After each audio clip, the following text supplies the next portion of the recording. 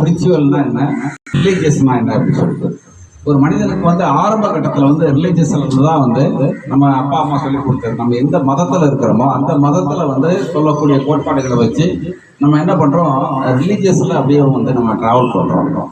அதுக்கப்புறம் தான் வந்து நமக்குள்ள வந்து ஒரு சக்தி இருக்குது, நமக்கு மேலே ஒரு சக்தி இருக்குன்னு நினைச்சு உணர்ந்துக்கிட்டு இருக்கிறது தாண்டி நமக்குள்ள அந்த சக்தி இருக்குது அப்படின்றத உணர்றது என்னன்னு கேட்டீங்கன்னா அது வந்து ரிலீஜியஸ் தான் நமக்கு வழிகாட்டுது. அந்த மாதிரி ஒரு ரிலீஜியஸ் வழிகாட்டி தான் குரு கோவிந்தரையா அவர்கள். எங்களுக்கெல்லாம் வந்து இந்த தியானத்தை வந்து கொடையை வந்து அருளியது வந்து பரஞ்சோதி கோவிந்தரையா அவர்கள். பரஞ்சோதி மகான் வந்து அருளியதில் இன்னும் வந்து சிம்பிளிஃபை பண்ணி நெற்றிக்கன் தியானம் சொல்லி எல்லாருக்கும் வந்து தொலைதூர தீட்சையும் வந்து தொடர்ந்து வந்து கொடுத்துட்டு இருக்கிறாங்க.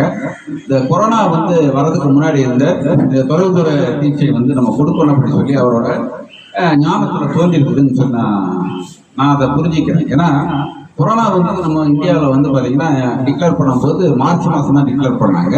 ஆனால் அவர் 2019 டிசம்பர் மாதங்கள்லேயே வந்து இந்த தொலைதூர தீட்சையை வந்து கொடுக்க ஆரம்பிச்சிட்டேன். அதுக்கப்புறம் வந்து பார்த்தீங்கன்னா யாரையும் வந்து தொடக்கூடாது, பேசக்கூடாது, பார்க்கக்கூடாதுன்ற மாதிரி ஒரு சிச்சுவேஷன் வந்து இந்த கொரோனாவில் நம்ம பார்த்தோம். ஃபர்ஸ்ட் லாக்டவுன்லையும் பார்த்தோம், செகண்ட் லாக்டவுன்லையும் பார்த்தோம். நிறைய உயிரிழப்பு வந்து ஏற்பட்டிருக்குது. ஆனால் அந்த நம்ம தியானத்துக்குள்ள வந்தவங்க யாருக்கும் ஒரு பெரிய பாதிப்பு ஏற்படவே இல்லை. யாருமே வந்து கொரோனா ஐடென்டிஃபை பண்ணாத கூட சொல்லலாம். அது தொடர்ந்து வந்து நம்ம தியானத்தை வந்து செய்யும்போது பார்த்தீங்கன்னாக்க நோய் எதிர்ப்பு சக்தியும் வந்து அதிகரிக்கும். அதே நேரத்தில் வந்து மனோ வலிமையும் அதிகரிக்கும். குடும்பத்தில் வந்து கணவன் மனைவி 2 பேரும் வந்து தியானம் செஞ்சாங்கன்னா அந்த குடும்பம் வந்து பார்த்தீங்கன்னா எப்பயுமே ஒரு பாசிட்டிவ் வைப்ரேஷன் இருக்கும். சுய ஒழுக்கம் தான் அந்த நாட்டோட ஒழுக்கமாகவும் ஆகும். ஏன்னா தொடர்ந்து வந்து நம்ம தியானம் செய்ய நமக்கு வந்து பார்த்தீங்கன்னா யாருக்கும் வந்து கெடுதல் செய்ய தோணாது, பொறாமை இருக்காது, பிரச்சனையை வந்து எப்படி அணுகிறது, பிரச்சனை வராமலாம் இருக்காது.